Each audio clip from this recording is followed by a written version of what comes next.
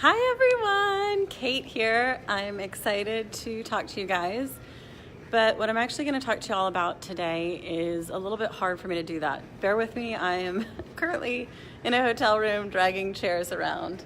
I want it to be comfortable. So this is something that's really hard for me to admit, and it's been something that I've really been struggling with. My relationship is totally falling apart, and I don't like to not look like I have it together. I like to feel like I have it together. I like to feel like an authority on things, and I am in the middle of a very devastating breakdown in my relationship to the point that it looks like we are parting ways. That conversation, what's been going on for like the past week, I would even say like 2 weeks, it's been incredibly painful.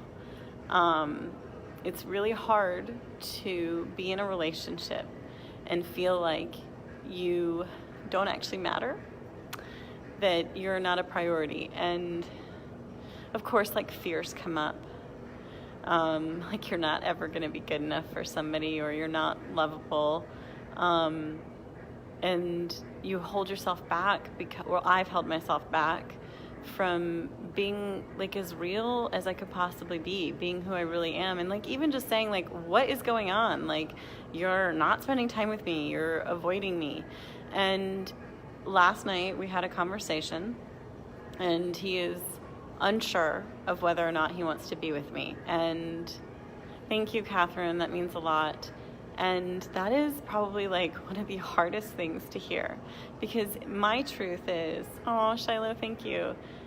My truth is that I want to be with a man who is so excited to be with me. And when your boyfriend tells you he doesn't know and he needs to think about it, one of my beliefs is that if you're not a hell yes, then you're a no.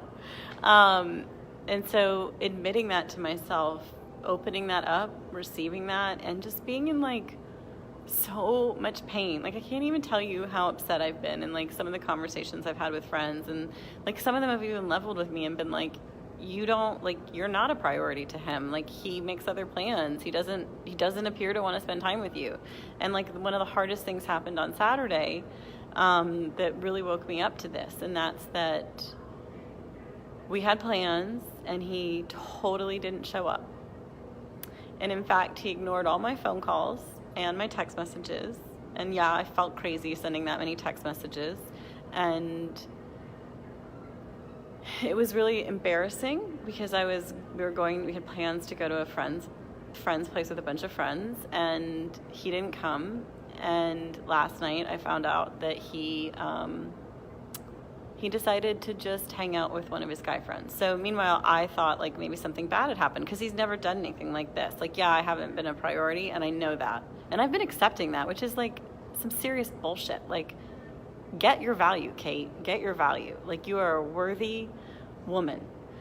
You are so deserving of amazing love and a relationship that's incredible. And like, I'm settling. Like, I'm freaking settling.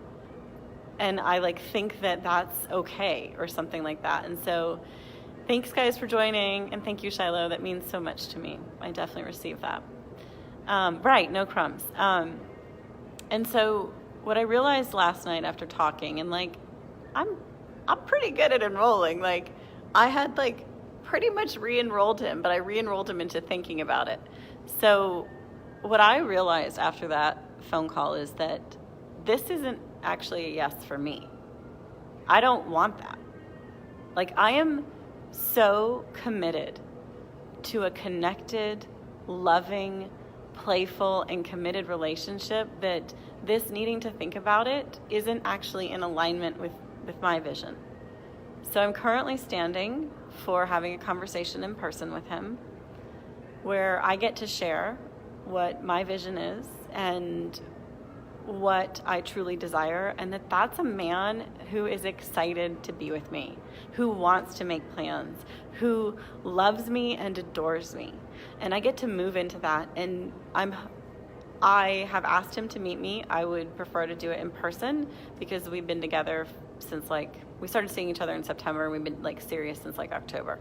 So this is really hard for me because I don't walk away from stuff. Like, I'm not the kind of person who quits on things. Like, I just keep going. I'm like, okay, dig in. We'll fix this. And what I realized is I don't want to fix this. Like, either you want to be with me or you don't want to be with me. And this is hard because I'm saying goodbye.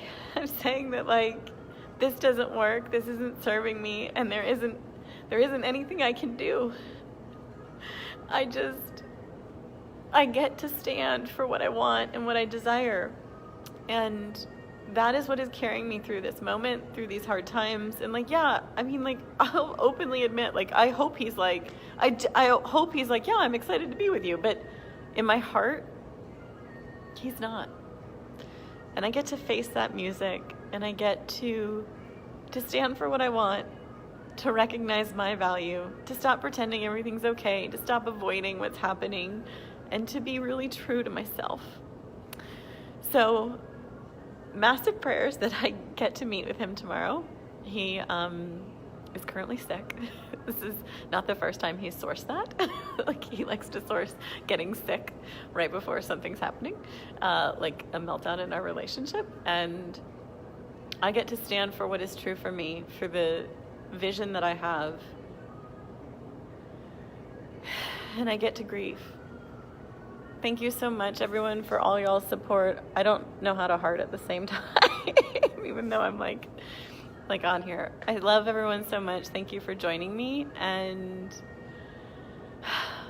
I get to do this. I have no alternative to, like, if he doesn't meet in person, because I really believe you should do that in person. So there you go. That's what's happening in my life. That's what I've been hiding. That's what I didn't want to share. So much love. Bye, y'all.